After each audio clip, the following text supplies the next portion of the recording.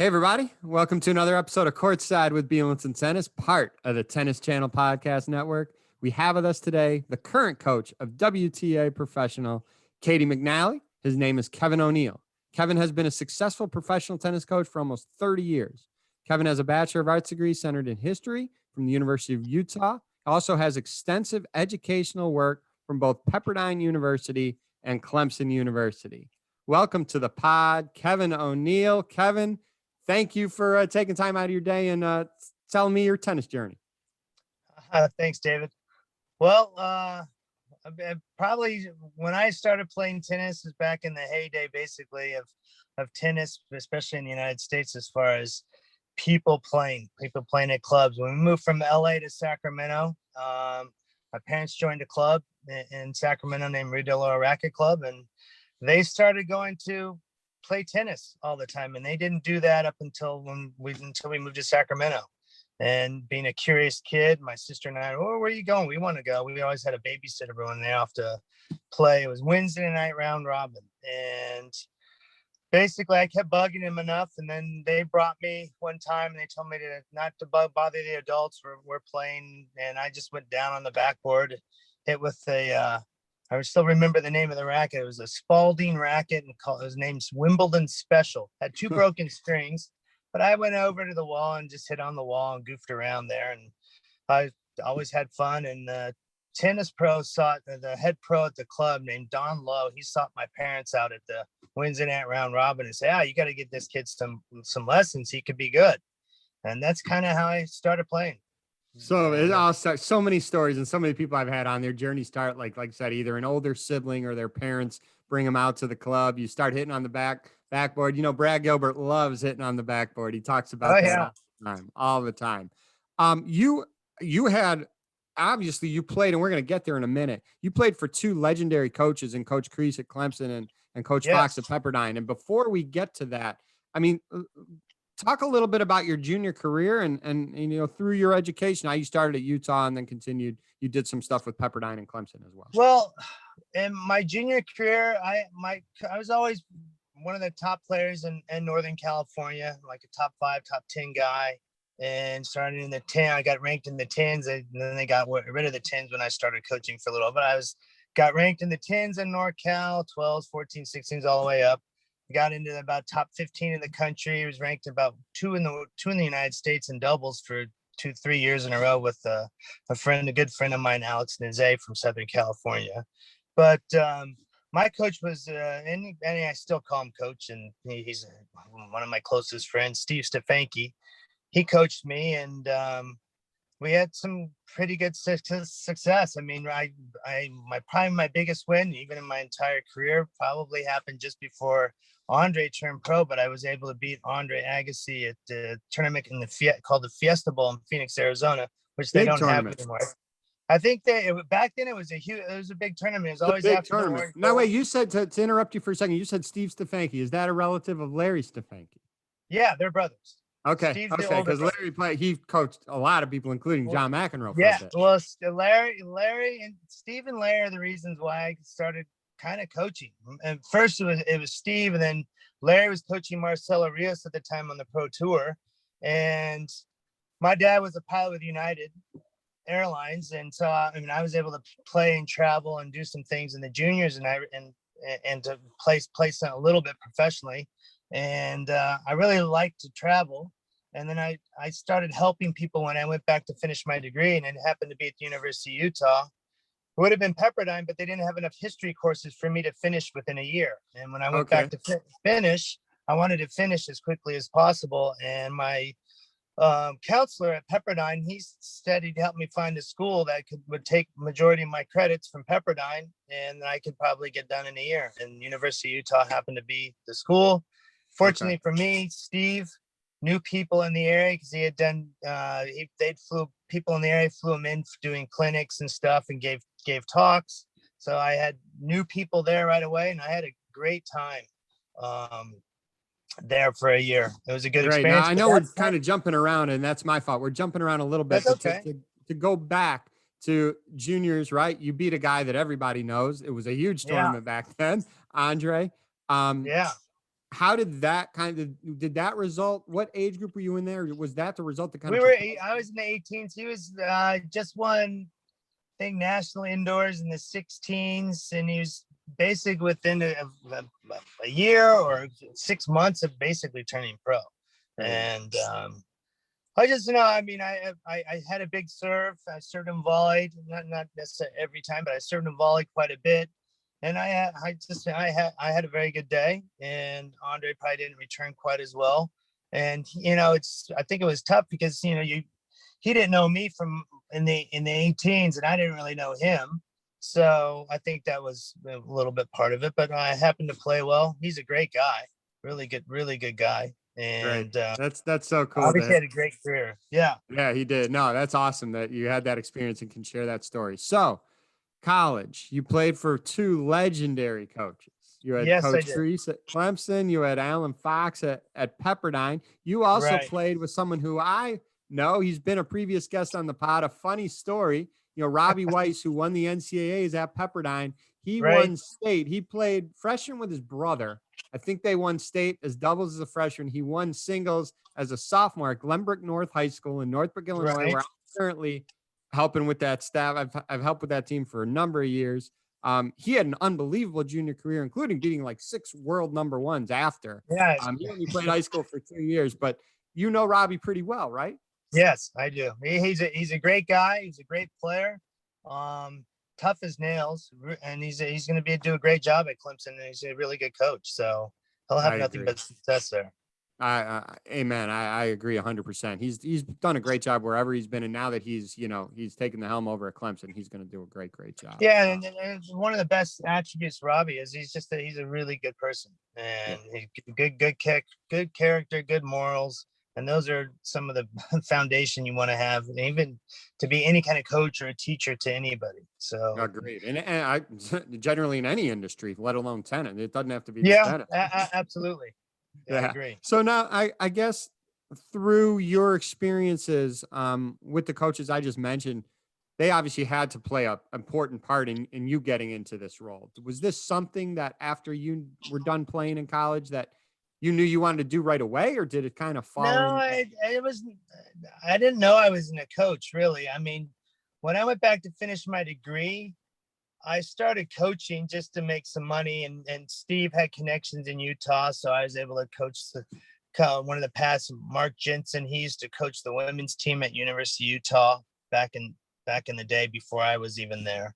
And so I helped kind of coach his kids, some of the clubs wanted me to help out, and I started helping out from time to time, and I started to enjoy it. And then there was a professor that I gave lessons to on a regular basis, and he just mentioned to me, he says, what are you going to do after you graduate?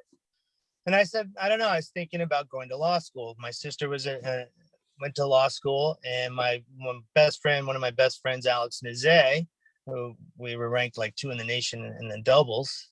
He went to Cal, but he ended up going to law school, and he was in law school at the time. So I decided, well, man, I was interested. I went up to visit my sister at Willamette University, where she was doing her law degree, and I liked some of the courses. I just sat in when Alex was in some of his classes in Sacramento, where he did his law school. And I said, I'm going to do that. Well, little did I know, when I was finishing my degree, I really started to like coaching. So I took a job to help run a club out in the Hamptons, in East Hampton, for a year. A friend of mine went out there to run the club. I was helping him, and I was coaching, and it was a great experience living on the East Coast. It's one of the reasons I wanted to do it. I wanted to see what it's like to live on the East Coast. A California kid growing up in the East Coast where it snows, in the winter and the whole thing. And it was a great experience. Loved it. But at the same time, I started to realize I didn't want to do this type of coaching on a full-time basis. And I missed the competitive side a little bit. And I missed a little bit of being able to travel a little bit. So I was talking to Steve. We came out. There's a gentleman who lived on the East Coast that would come out, former professional coach and probably player. And I cannot remember his name, but he was an older guy. And I met him when I was a kid in Napa. and he had passed away. So I went to the funeral with Steve, and we're having dinner after, and started talking to him about things and what I was thinking about doing. And I remember him saying this vividly. He said, "Yeah, I was wondering when you're going to make that decision." So he kind of thought probably I was going to get into coaching at some point. And so when he said that, I basically 2 weeks later quit the club as in October, drove back to Sacramento and started my own business, helping Steve a little bit, Napa, with some of the nationally ranked kids he was working with. And then I started coaching some other nationally ranked kids throughout northern San Francisco and Sacramento area. And then just sort of snowball. Yeah, and Larry was coaching Marcelo at the time. So Steve and I kind of started to say, hey, we'll collaborate a little bit with maybe some players on the tour. So I went out and traveled a little bit with Larry and Marcelo, and then Steve came out. And basically not long after that, I started working with a young guy named Maracli Labatzi, who is very, very good, very talented player from the Georgia Republic. And that's just how I started to kind of get into it. I mean, big help probably obviously from Steve and Larry. And I've been having conversations with Alan about coaching and different things when I was there, and never really had those conversations with Chuck. But all those things are experiences why I kind of just went into that avenue. Oh, 100%. No, super, super cool. And many people know you now as the current coach of Caty McNally. Talk about that family a little bit. How did you get introduced to that family? And I know you work with both Caty and her brother John, who is a fantastic player. He just finished at Ohio State. Yeah, he just finished at Ohio State, and well, that was interesting. Let's say Lynn and I work with the kids together. Lynn, when the kids are home or Caty's Lynn home, is Caty's mom. Lynn is their mom. Yeah, she's a very good coach. And when I first met Lynn, I started coaching a girl named Alexa Glotch. She was 15. She's just coming off 2 broken arms, a broken right elbow and a left arm in a scooter accident. And at the time when she got hurt, she was about 215 in the world. And I started working with her, but then she had this accident. So she's coming back, and we were going to play some tournaments, indoor events in the fall, which there were more of. There not as many as there used to be. But we decided, let's go to Cincinnati, and we'll stay at the McNally's.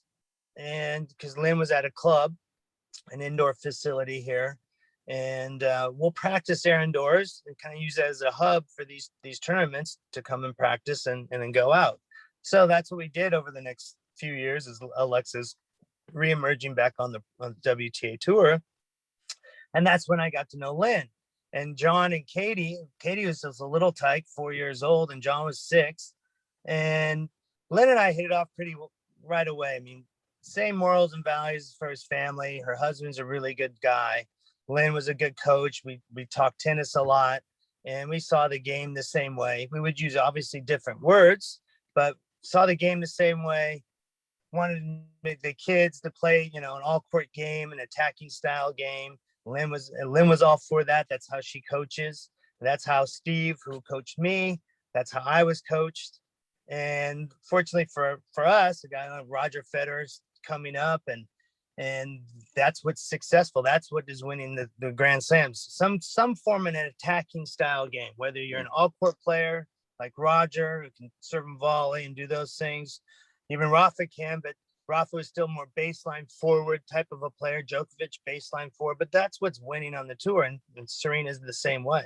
Yeah. So that's what I've always believed, and that's what Steve wanted me to believe, and that's how I play. It's a lot of fun to play an all-court game because you can do everything. Yeah, but it takes a little longer too, because serve and volleying, when does serve and volley, coming up with half volleys, you have to practice every shot. When you're an all-court player, you can't leave one shot unpracticed, because you might only hit 3 half volleys in a match, but you better be able to execute those half volleys, or you're going to end up losing. Those 3 points might be huge. Yep. So you have to spend some time to work on those things. 100%. And a lot of people know Caty plays doubles with Coco Gauff. We're going to talk about McCoco. We're going to talk about McCoco in a minute, but I want to go back to a huge match that Caty played that a lot of, well, pretty much almost every tennis fan remembers. It's a couple of years ago in the U.S. Open in the second round when she played Serena. And, before I ask you specifically, psychologically in sports, confidence plays such a huge role. And I think, Oh, especially absolutely. for example, you'll take a guy, let's say you're playing Rafa on clay. It doesn't have to be a Roland Garros, just Rafa on clay. That match, 98% of the guys have already lost before they've left the locker room because they just don't Right. have that belief and don't even know it. And, when you see young players play against legends, especially same country, right? Maybe a lot of people, they Right. look up to them. It's overwhelming. And Yeah, I remember absolutely. one quote. They were talking to you, and Katie played Serena so tough. Katie lost the tough 3-set match in the second round and at the Open. And I remember, I don't know if it was in the newspaper or it was a live interview they did with you, and it really stuck with me. And they said, how did you prepare Katie to face Serena in this atmosphere? And you said she's not facing Serena. She's not playing Serena. She's playing the tennis ball. And when you look at it like that, it can frame your mind differently where, oh my God, facing Serena Williams at this, in this atmosphere in New York, the US Open, isn't overwhelming when you frame it in a different way like you did. And I thought that was really, really good advice.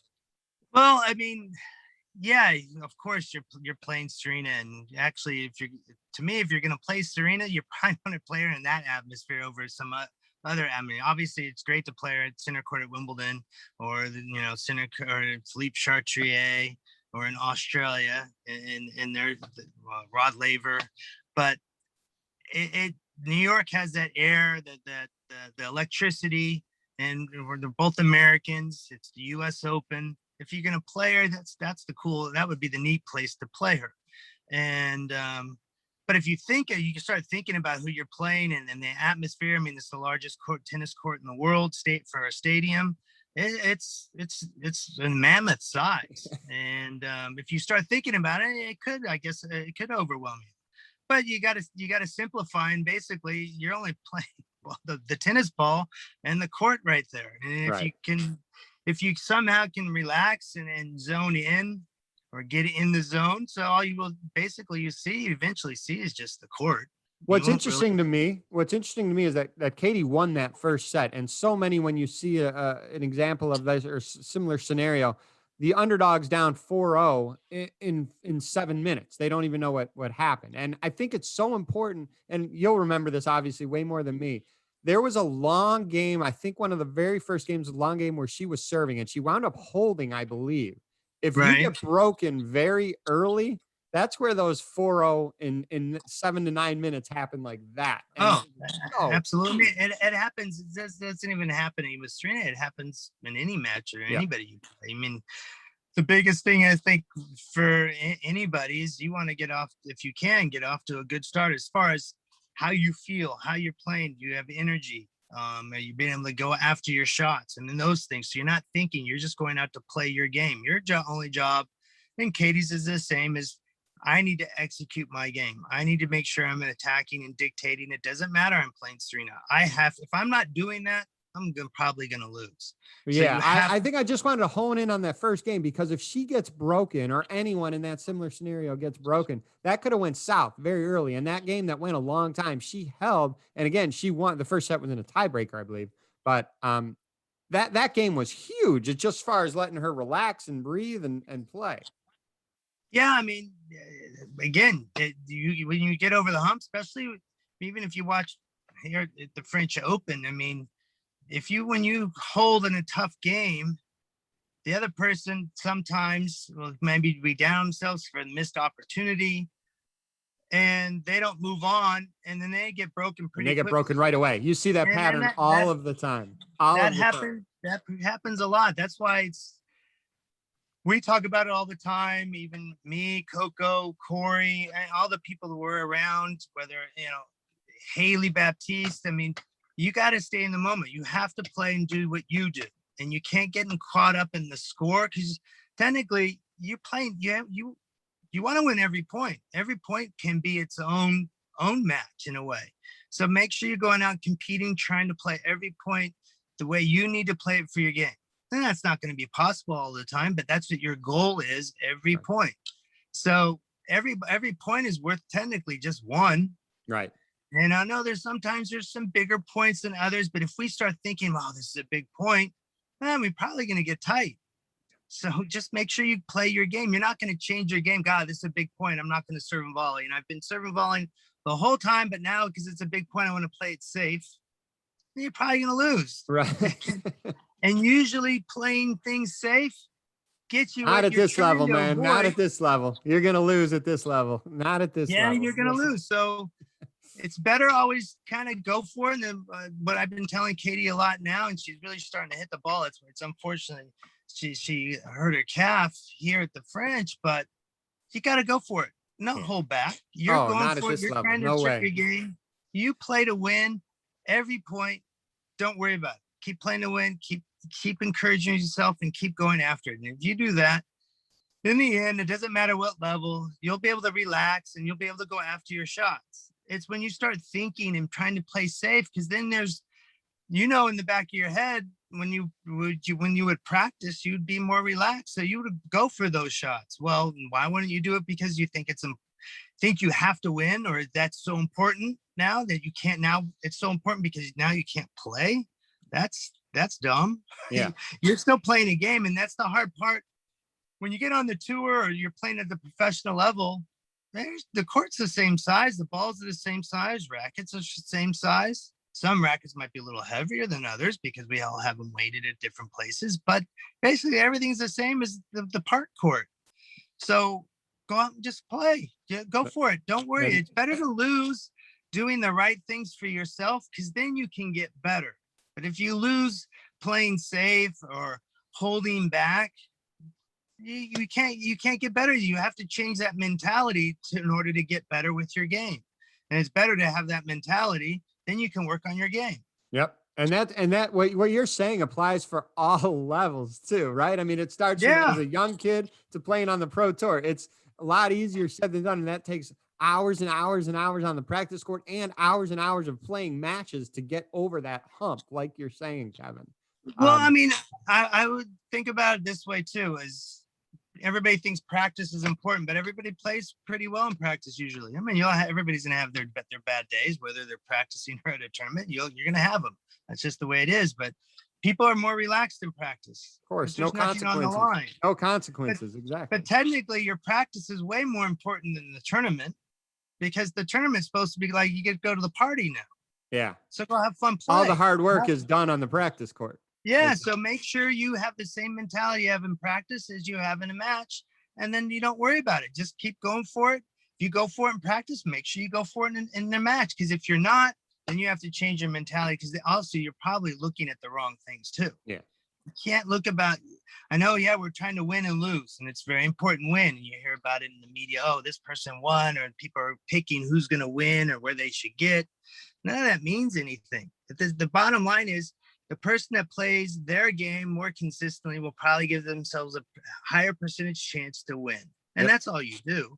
And that's why Serena, she's always in the past, especially, she's always been the more aggressive, more dictative player. She's not worried about going for her shots. She'll even go for some second serves. We were in Parma and she's going for second serves. She lost, but she's willing to put herself on the line and go for it. That's better. If you're going to lose that way.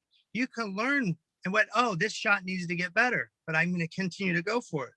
Now you can get better. Her mentality. I hope all juniors are doing it, because we instill it. But I mean, you're hearing it from a professional tennis coach here, playing with one of the best young players out there in Caty McNally.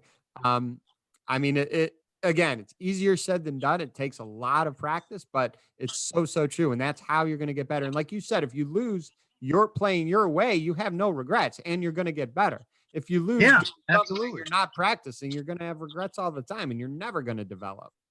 I just remember when I was in the juniors, and maybe the mentality as a whole with parents and USTA per se, or that whole genre from junior tennis.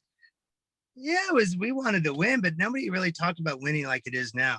And Steve never mentioned winning, just like John Wooden.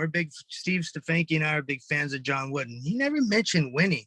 He mentioned make these shots, do these plays.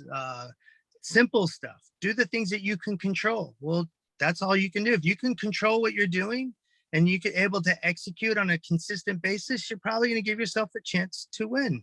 Yep. And if you think about it that way, it's so much better. But Steve was great that way. Alan was great that way. I mean, I know college, even because John's coming out of college, there's a lot of emphasis on winning, winning matches and getting to 4 and all that stuff. And it was the same when I was playing. But I see, even just watching from afar, college coaches, these players, they're not playing a game that's going to win at the pro level. And then they emerge out on the tour, especially from the American side, is like, God, that's not going to beat Rafa. How are you going to beat Rafa playing that way? You're playing the same way he is, but he's so much better at it. Right. You're not going to beat him. You're going to be dead. And the other thing is, the tour, you're playing 4 weeks, 4, sometimes 6 weeks in a row. How are you going to keep it up, your level somewhat consistent and still somewhat be as fresh as you can be in that 5th and 6th week? You can't. You're grinding too much. You're going to be dead. You won't be able to last. Yeah. And that's the thing about the Grand Slams, 2-week events. The players that are the most efficient, they play freely, and they have an attacking style game are the ones that usually having success, getting to the quarters, semis, finals, winning.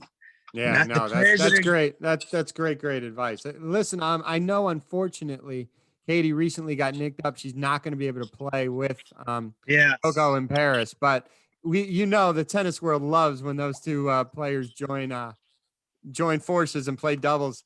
They've had some incredible success. Again, they just won Parma a couple weeks ago. Talk about how that partnership came about. Well, at the time, Caty in the juniors was playing with Whitney Asigwe, and they were having a lot of success in doubles. And but Whitney was a little bit ahead of Caty, or not well ahead. She had turned pro and wasn't going to play the juniors at the U.S. Open. And Wimbledon juniors was going to be her last event. And Caty and Whitney, Coco, and a couple other American girls were playing a friendly in Eastbourne before Wimbledon against Great Britain. And so the WTA was going on, the tournament in Eastbourne. I was a WTA coach, and so I got a credential, got there early, and so I could watch Caty and stuff. And we knew Coco, she knew Coco, but they weren't super close or anything, but they were friendly. And Corey was there, and we were somewhat friendly. We'd say hi, and Caty and Coco just played the junior French Open against each other and whatnot. And so Whitney wasn't going to play doubles that afternoon, and I said, I was telling Caty, I hope they put you with Coco, because you guys, I think, will mesh very well. She has a big serve. You can move a lot at the nets, and you guys both return. You guys are attacking style players. And I think you guys might mesh pretty well. And I said, we should think, if you guys perform well and you like it, we should think about asking her to play for junior US Open, because we were going to play juniors, whereas Whitney was going to play the pros. So that's kind of how it transpired. I think even there that day, or at Wimbledon, we all talked. Coco was all for it. Caty was for it. So that's how it happened. And they won the Junior US Open. They played well. They meshed really well. They got along. They get along really well, and they got along really well. And then our next event technically was Washington and the Citibank Open. Mm-hmm. And we were going to play with another good friend of ours, Iga Swiatek, and that's who Caty won the Junior French Open with. And we were going to play with her, but we ended up finding out we probably weren't going to get the wild card because Iga wasn't an American. So I said, Coco, Corey, let's play. They said, yeah, of course, we want to play. And they won the tournament, and then the rest has been history. I mean, we try to play. They're gonna try to play. I mean, ideally, it's really a neat situation because they get along so well. They have so much fun together playing, but they have fun together off the court. Corey and I, we all get along. Then we all get along really well. They see the game the same way, and we actually have a lot of fun together. Our practices are really good when we all practice together, It's one of the, I was telling Corey and I was telling Katie and Coco, I said, this is one of the most unique situations I've been around on tour, especially from the American side, because you guys are competing against each other, but you guys actually really like being around each other and then practicing and training and playing together. So that's really a neat situation. No, that's great. And like I said, I hope she gets healthy. I hope Katie gets healthy really soon and they could get back on court together sooner rather than later. So with that, So we are hoping that. Kevin, thank you so much. I wanted you on the pod for quite a bit. Glad we could connect up. I know go follow Kevin. Go follow Kevin on Instagram. Both Kevin and I are big fans of Robin Williams, so he always puts some great inspiration. Yeah, Robin's great. But Kevin, I appreciate you taking time out of your day, and thanks for sharing your journey, man. I appreciate it. Oh, my pleasure, David. Anytime you guys want to talk, happy to talk whenever we can pull it off. We'll take you up on that offer. Thanks so much, Kevin. We'll talk soon. Thank you.